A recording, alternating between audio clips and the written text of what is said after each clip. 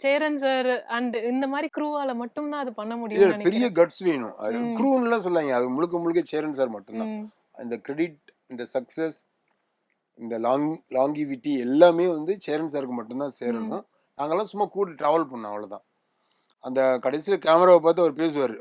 நீங்க போய் உங்க வீட்டுல திருப்பி பாருங்க. உங்க லைஃப்லயும் இந்த மாதிரிலாம் ம். இருக்கும் அப்படிங்கறதெல்லாம் வந்து ஒரு படம் வந்து ஜெயிச்சிரணும்னு ஒரு கணக்கு போட்டு நம்ம வேலை செய்வோம். சார் இது வரைக்கும் கரெக்டாக வந்துச்சு. இதுக்கப்புறம் டைட்டாக கொண்டு போய் இப்படி ஒரு விஷயத்த பண்ணி அப்படி இன்டர்வலில் ஒரு கூஸ் பம்ப் கொடுத்தா ஃபர்ஸ்ட் ஹாஃப் தப்பிச்சிரும். கிளைமாக்ஸில் ஒரு கூஸ் பம்ப் கொடுத்தா செகண்ட் ஹாஃப் தப்பிச்சிரும். அப்படின்னு ஏமாத்துற படம் இல்லை அது. அவருக்கு என்ன தோணுச்சோ அதை அந்த நிதானத்தோட, அந்த நிஜத்தோட, அந்த தைரியத்தோட அவர் கடைசி வரைக்கும் அப்படியே சொன்னார்.